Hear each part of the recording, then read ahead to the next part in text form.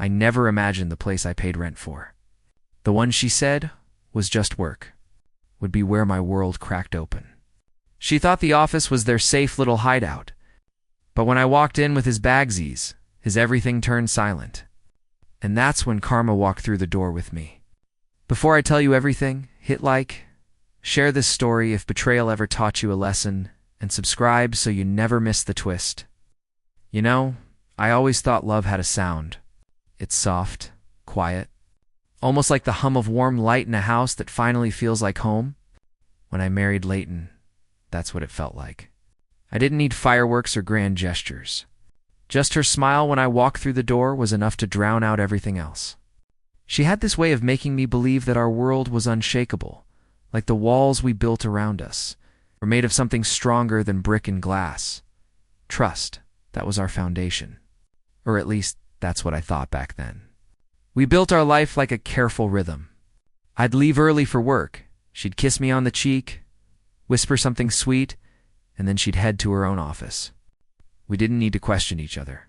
She had late meetings sometimes, and I believed her. I believed her every single time. It's strange how betrayal always starts in silence. It doesn't announce itself. It slips into the gaps of trust, soft, invisible, deadly. Leighton was proud of her job. She called the office her second home. I used to smile when she said that. It sounded ambitious, driven, something I admired about her. She'd light up when she talked about late-night project deadlines, how she was making a difference, how the team counted on her. I was the man who never doubted her. I cooked dinner when she stayed late. I kept the house warm when she came home exhausted. I was her safe place. Or so I believed. Looking back, I should have paid more attention to the way her voice shifted at night.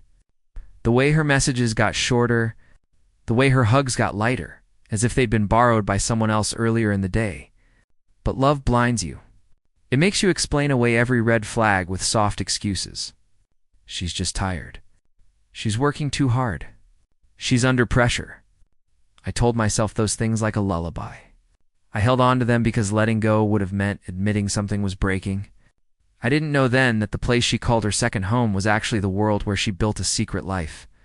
And the night I walked through those glass doors with his bags in my hand, that was the night silence turned into an earthquake. But that storm didn't start with rage. It started with trust.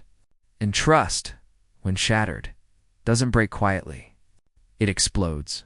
It started with the smallest shift. Not a crash. Not a fight. Just a shift. The kind that slips under your skin before you even realize it's there. I remember the first time it hit me. She came home late, later than usual. Her hair smelled like a new perfume. One I'd never bought. One she'd never worn before. She brushed it off like it was nothing. "Oh, a gift from a coworker," she said, smiling in that soft, practiced way. And just like that, I let it go. But my gut, it didn't. Then it was her phone. She used to leave it anywhere. Kitchen counter, living room, bathroom, it didn't matter. But suddenly, it started living face down, like a secret that needed protecting. Every notification made her hand twitch. Every buzz was a moment she didn't want me to see. She said it was just work stress. But something about that explanation tasted like cold metal in my mouth. Sharp, bitter, unforgettable. Nights grew longer. The bed got colder. She'd say, "It's a big campaign, Cassian. You know how it is?" And I'd nod like the fool in love that I was. She'd promise, "Just a few more late nights and it'll be done." But it never really ended, did it? Because when someone's heart has already left the room, doesn't matter how many times they walk through the door, they're never really there. I began noticing things no one else would care about. The way her tone changed when she mentioned the office. The way her eyes sparkled, not tired but alive, every time her phone lit up. One night she came home around 3 in the morning. She said there'd been a server crash. I didn't even own a server, but I nodded. Because sometimes, when you love someone, you'd rather swallow the truth than let it cut your throat. But the gut doesn't lie. It whispers louder every time you try to silence it, and mine was screaming now. I could feel it building something beneath the surface, waiting to rip everything apart. I didn't know the details yet, But I knew one thing with absolute clarity. Trust wasn't the only thing living in that office. Something else was, and it was coming for me. Some betrayals don't arrive with confessions. They arrive with a sound, the quiet ding of a notification. That's how it happened for me. A Sunday afternoon, the rain tapping against the window. She was in the shower, humming softly like nothing in the world was wrong. Her laptop sat on the kitchen counter, screened half-lit, like it was daring me to look. And maybe it wasn't even fate. Maybe it was the truth finally getting tired of hiding. The message was right there. One line. Simple, casual, but it felt like someone had punched the air out of my chest. Last night at the office felt perfect. Can't wait to see you again, was signed Rowan. My hands went cold. My throat tightened like I'd swallowed glass. For a few seconds, I told myself I was reading it wrong. That maybe it was some inside joke. That maybe, and this is the most pathetic one, maybe it wasn't about her. But then I scrolled, and what I saw next burned everything I believed into ash. There were months of messages. Flirty jokes. Late-night check-ins that weren't about work. Sentences that used to belong to me were now being typed to someone else. Words like "I miss you already," "can't wait for the next late night," and "you make the office feel like home." I just stood there, frozen, watching my marriage fall apart line by line. I don't remember breathing. I remember my heart hammering against my ribs, like it was trying to escape my body. I remember my hands shaking as I scrolled back further, past weeks, past months. All the while, her soft humming in the shower was the only sound in the house. It was unbearable. This woman who once held me so close was giving her warmth to someone else, just a few walls away from the life we built together. And the cruelest part? It wasn't a single mistake. It was a pattern, a rhythm they had built while I was busy believing her every word. That day, I realized betrayal doesn't knock. It slips in quietly, finds a seat at your table, and smiles at you while you eat. That text wasn't just a message. It was the sound of everything breaking. There's a moment after the truth hits when everything goes quiet. Not peaceful quiet, the kind that burns. It's like standing in the middle of a storm, but all you can hear is your heartbeat, slow and steady, like it's counting down to something inevitable. I didn't scream. I didn't confront her right away. I just went still. And in that stillness, something inside me shifted. Love didn't speak anymore. Fury did, but it wasn't loud. It was calm, the kind of calm that scares even the devil. I started with the blazer. Rowan's blazer. Months ago, during one of those fake company dinners, he had left it behind at our place. She said he was just in a rush. I folded that blazer like it was a weapon. Then I printed every message, every photo, every word she thought I'd never see. One by one, like a surgeon collecting instruments before a procedure. I didn't rush. I wanted it to be perfect. There was something powerful about watching the evidence pile up. Not because it made me feel strong, but because it stripped away the last bit of illusion I'd been clinging to. I wasn't the man who didn't see it anymore. I was the man who finally did. Every night after that, while she slept next to me like nothing had changed, I lay awake rehearsing my silence. Not my rage, my silence.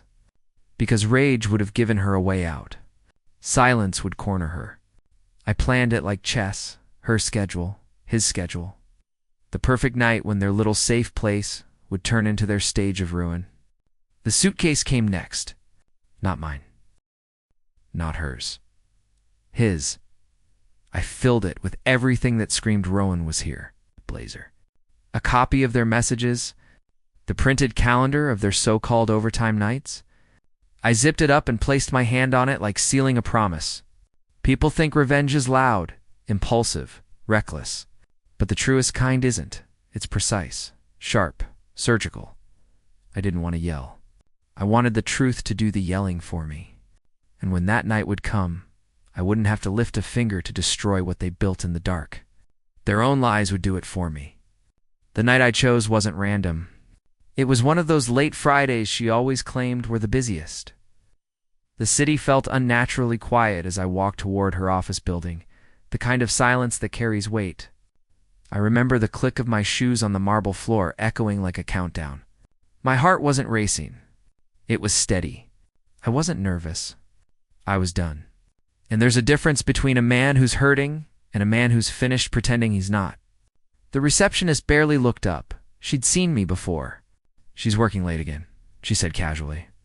I almost laughed. Of course she was. Elevator doors opened, and each floor I passed felt like stripping away a layer of my old life.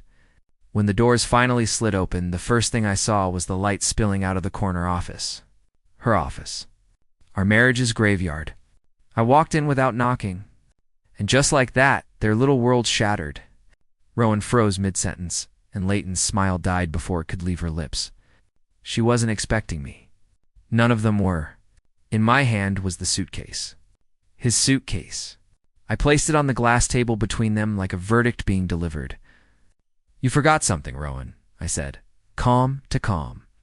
The silence that followed was louder than any scream could have been. Leighton stammered my name, reaching for explanations she hadn't even invented yet. Her voice cracked, her hands trembled. Rowan tried to straighten up to speak, but I raised a hand and he went quiet. I didn't need their words. I already had the truth. I unzipped the suitcase slowly. Blazer, printouts, everything laid bare in front of them. The weight of their own lies filled the room. She whispered, "Cassian, please." Like I was the one who'd broken something. It almost made me laugh. I didn't yell. I didn't cry. I just looked at her like she was a stranger, because she was. When I turned to leave, she snapped. Panic.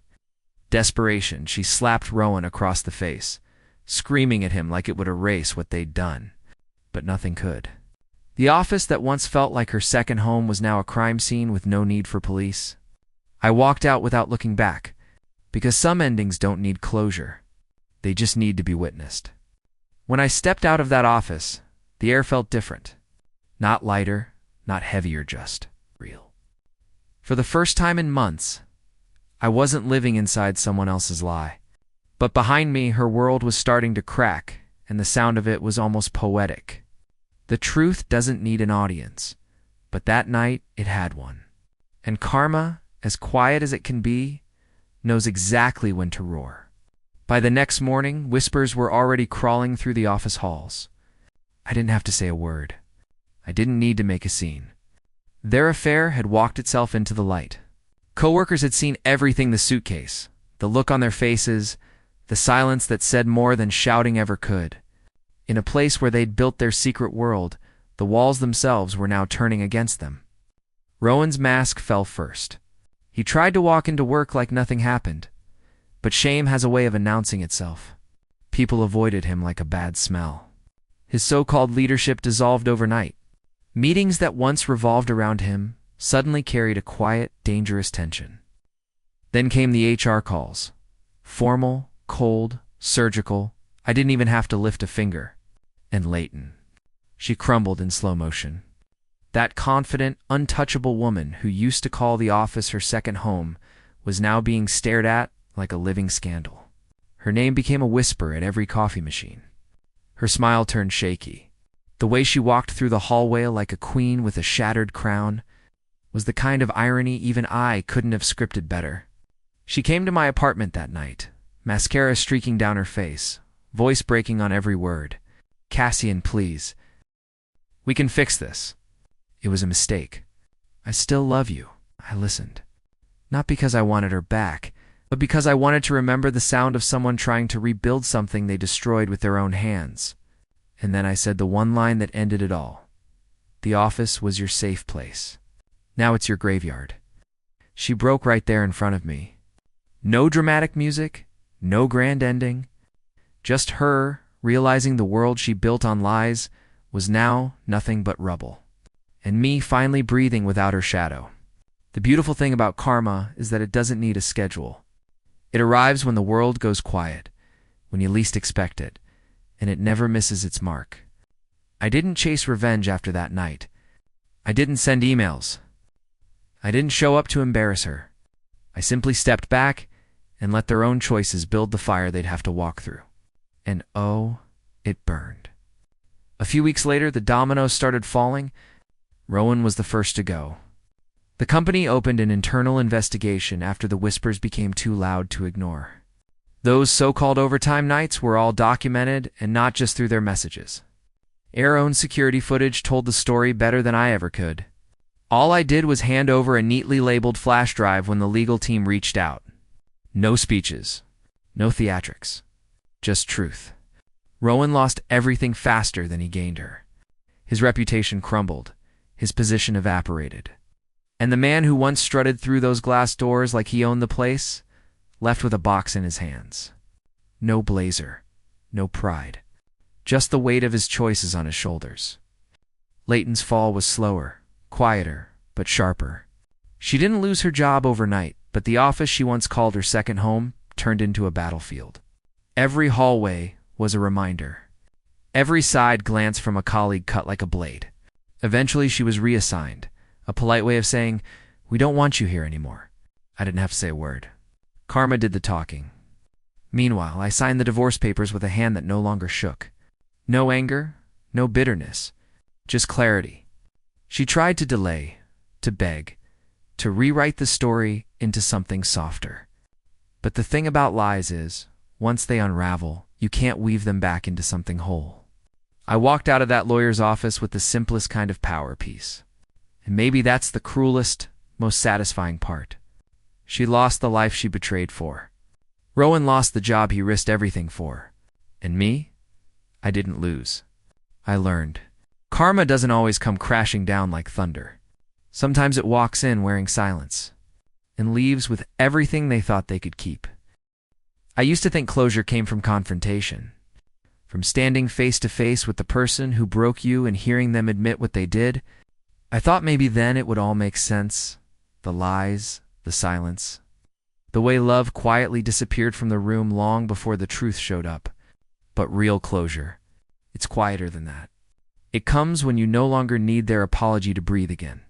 It comes when you walk away and don't look back. Weeks after everything collapsed, I walked past that office building one last time. The glass walls reflected the city lights just like they always had, but they didn't hold the same weight anymore. For months, those walls had hidden the ugliest part of my life. Now, they were just walls. Just another building on another street. And me. I was no longer the man who used to wait at home, believing in fairy tales spun by a liar. Leighton tried reaching out. A text here, a call there. Little pieces of a woman trying to rebuild something she burned down with her own hands. But I never answered. Not out of spite, out of peace. Because once you watch a love die in front of your eyes, you stop watering its grave. I built a new routine. Mornings felt different, lighter. Nights weren't filled with waiting for doors to open that should have never been closed. I laughed more.